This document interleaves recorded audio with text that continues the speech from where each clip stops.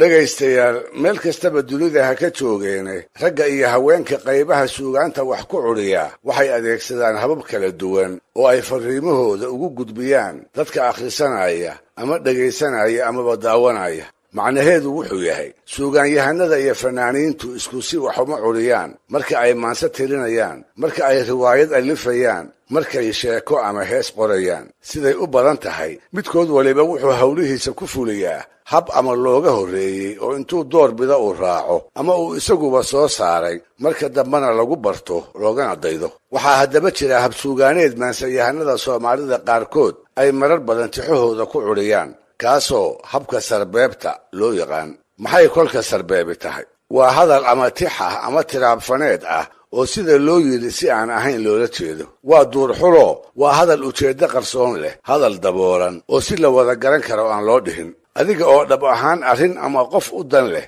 markii aad ka hadashid qof ama arrin kale ayaa lagu odhan karaa hebel wuu sarbeebtay ama si sarbeeban ayuu hadalka u yidhi ama waa tix sarbeeban oo aan si fudud loo furfuri karin waa sarbeebo waa ujeeddo aad shareerayso oo aad rabto dadka qaarka aad ula jeedaa inay gartaan inta kalena ay ka daahnaato waa hadal dhowr sababood middood ku yimaada sida sariigta baqdinta wax tusaalaynta iyo noocyada kala kaanka ah ee halxiraalaha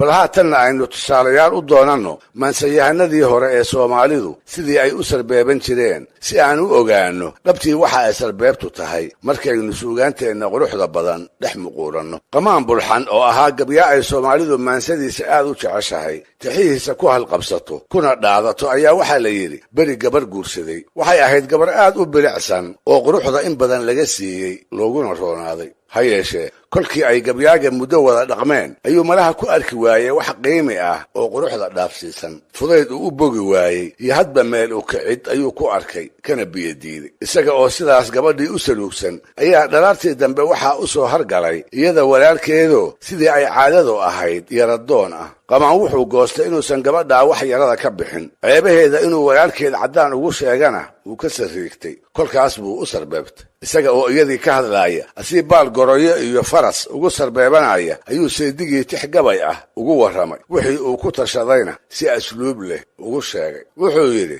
baal goroyo waa lagu ogaa inuu bidhaamaaye berbere maalintuu tegey waxaa bi'iyey miisaane bid koray ku tahay shaygii fudud beesad lagu waaye boos waxaan jeclaadaba markaan baayacaan nacaye wada ba'an bini aadan kaad waaye barataye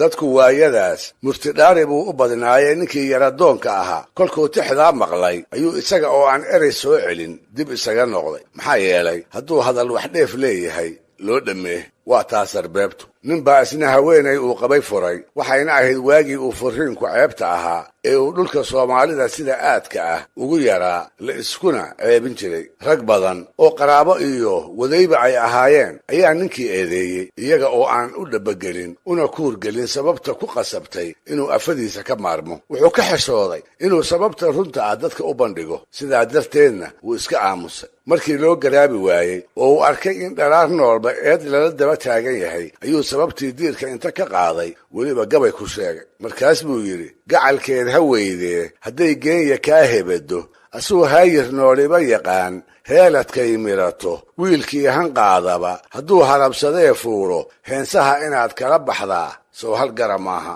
waa maxay sababtu waa gogoldhaaf miyuu carrabka ku dhuftay xaasha waa maya jawaabtu wuxuu ka hadlay geenyo hebad noqotay oo barbaarkii soo gaaraba ogol hadalkiina wuu dhammeeyey waa hadal asluub leh oo sidii kale oo loo sheegaaba ay soomaalidii hore ceeb ku ahayd waa taa sarbeebtu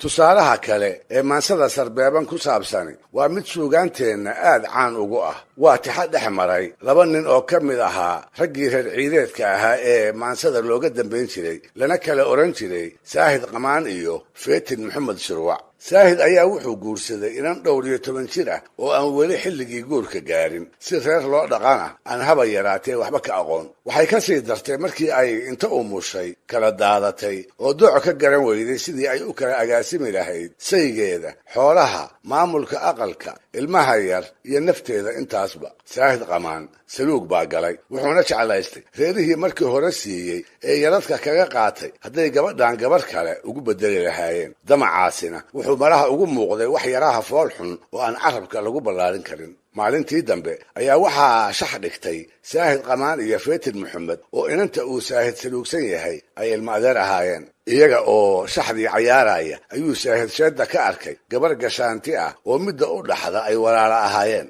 waxay ahayd inan madax bannaan oo nafteeda iyo bilicda oogadeeda oo qura xil iska saaraysay, markeedii horena qurux u dhalatay. gabadhaas oo dumaashadii ahayd ayaa saahid laabtiisa ku dhacday. markaas buu feetin gabay sarbeeb ah kula hadlay shaxdii dusheeda. wuxuu yidhi, gammaankiinna badan feetinow gobolba waacayne, qaar baan ka goor iyo ka goor gulufka daynayne, qaar baan garqaadkana la barin, gaalibna aqoonne gembi dhacay, garmaamiyo rogaal la isku soo gaaray, kol dabaaldeg loo soo gurmaday, goodi iyo fuulmo ninbageeyaduu agabaruu golaha keenaaye, isgaran weynay neefkaa tolow igu gargaarteene gabxalaguushakaaliyow, duqii gaabi orodkiiye gacalnimo haddaad naga rabtaan go'aha noo doorsha, haddii kale sidaad noo gasheen yaa inoo godob ah kanaan degay.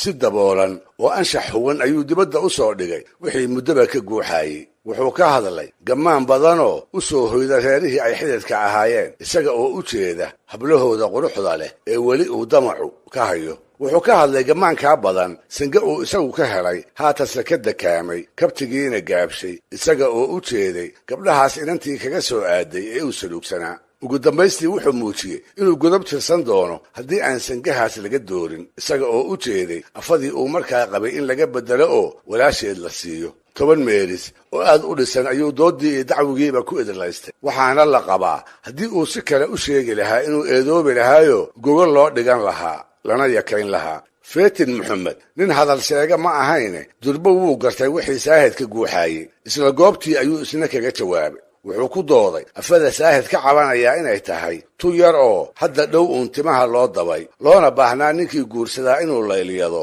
wax u sheego, u dulqaato oo carbisto tan iyo inta ay reerka ku filaanayso, marwo gurina ay noqonayso. maxaad saahidow noo sheegan haddii aad adigu garan weyday tabta loo tababaro hablaha yaryar ee markaa la soo guursado, ayuu feetin doodiisii ku soo koobay. hase ahaatee sidaas qayaxan uma uu sheegine sida tan daboolan ee sarbeeban ayuu u yidhi. hal garow shalay saahidow gobi la yeedhaaye, horta garab wagliil waa xun yahay la isgaraaxaaye, nin gammaan yaqaanaa dhal waa gaasa bixiyaaye, waa 12 gurjiraan fuulankeed geline, waa kaagankeedii guryaha looga caws guriye, hadduu nadigu gubo neef yaru waa jara gariiraaye, maxaad nagu gelaysaa haddaad fuulma garan weyday kanaan degay.